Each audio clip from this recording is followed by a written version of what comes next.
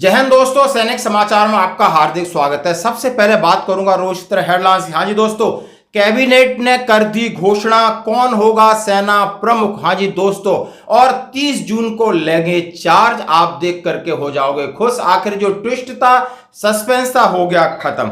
और बात कर्मचारियों को जल्द मिलेगा तोहफा, पेंशन को लेकर बड़ा फैसला ले सकती है सरकार। जाने क्या है नया प्लान। और सेना के एक मेजर की उनके बच्चे और बीबी के सामने मौत। खबरें करते विश्वास है। सबसे पहले मैं बात करूंगा कि बहुत दिनों से कयास लगा जा रहा था कि जैसे ही जनरल पांडे साहब का 1 महीने का कार्यकाल बढ़ा गया, तो आखिर इसके ऊपर क्या चल रहा था। जैसे कि 30 जून को पांडे साहब के साथ साथ और भी 2 सीनियर अधिकारी रिटायर हुए थे, यानी सरकार का आखिर ये पेच क्या था। लेकिन वो बात अब क्लियर हो गई। आज पूरे अखबारों में हर जगह इस खबर की धूम है कि लेफ्टिनेंट जनरल उपेंद्र द्विवेदी होंगे सेना के नए प्रमुख, और प्रेस रिलीज भी कर दी है जारी, जैसा कि आप देख सकते हो। अब सारी चीज क्लियर हो गई, दूध का दूध और पानी का पानी। लेफ्टिनेंट जनरल उपेंद्र द्विवेदी अगले सेना प्रमुख होंगे। जनरल मनोज पांडे 30 जून को रिटायर्ड हो रहे हैं। द्विवेदी के पास उत्तरी और पश्चिमी सीमाओं के काम करने का अनुभव। ये कल रात को यानी 11:15 बजे खबर निकली है। यानी दुनिया की चौथी सबसे बड़ी सेना को नया प्रमुख मिल गया है। थल सेना के सह प्रमुख लेफ्टिनेंट जनरल उपेंद्र द्विवेदी अगले सेना प्रमुख होंगे। लेफ्टिनेंट जनरल द्विवेदी मौजूदा सेना प्रमुख जनरल पांडे से 30 जून को दोपहर बाद पदभार संभालेंगे। जनरल पांडे साहब 31 मई को रिटायर्ड होने वाले थे, लेकिन सरकार ने उनका कार्यकाल 30 जून तक बढ़ा दिया था। मध्य प्रदेश रीवा के रहने वाले लेफ्टिनेंट जनरल द्विवेदी की शुरुआत पढ़ाई सैनिक स्कूल रीवा से हुई।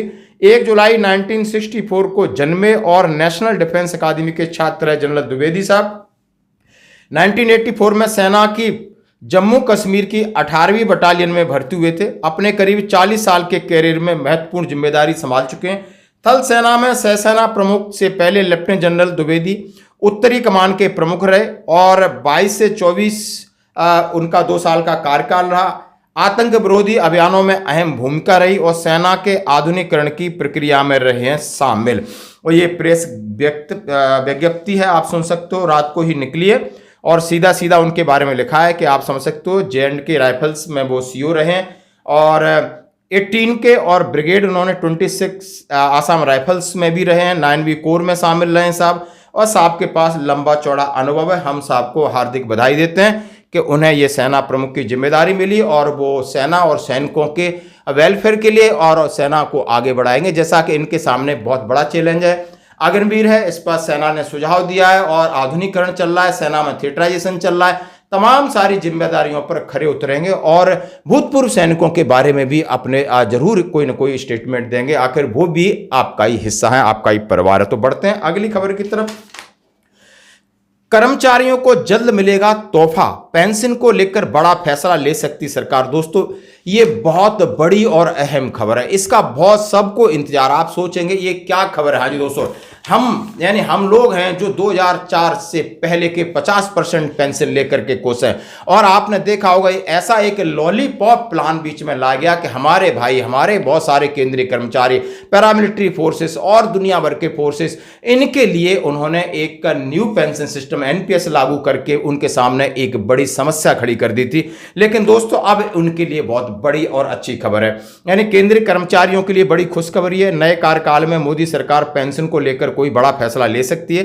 खबर है कि टीवी सोमनाथन की अगुवाई वाले पैनल ने कर्मचारियों को पेंशन के रूप में अंतिम मूल वेतन के 50% तक की गारंटी की सिफारिश कर दी।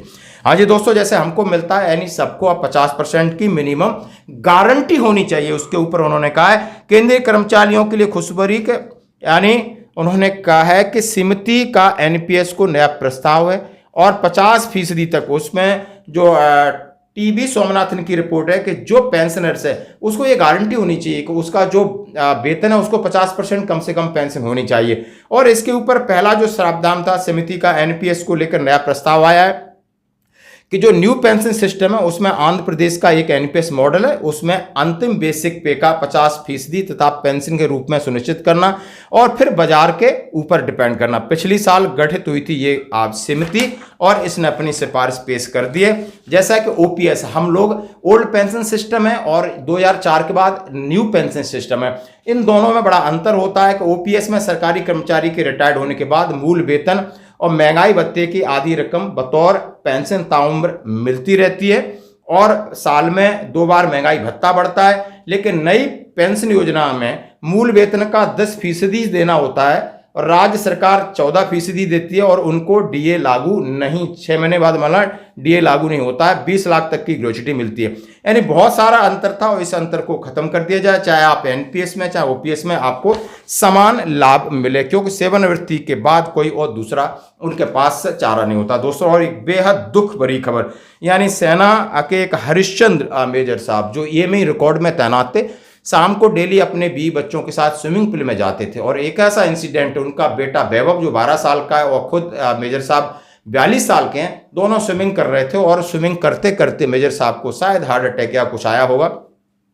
उत्तराखंड अल्मोड़ा के रहने वाले थे और वहां से वो निकले नहीं। जब बच्चे ने देखा कि पापा अंदर ही है तो बच्चा रोया, चिल्लाया, चीखा और जब लोग वहां आए, जब उन्हें बाहर निकाला गया, हॉस्पिटल ले जाया गया, तब तक डॉक्टरों ने मृत घोषित कर दिया। लेकिन आजकल ऐसे बहुत से इंसिडेंट हो रहे हैं कि कोई गाड़ी चलाते चलाते, स्विमिंग करते करते, आराम से सोते सोते, यानी एक साइलेंट अटैक है। दोस्तों आज की खबरों में इतना ही, बने रही हमारे साथ। धन्यवाद।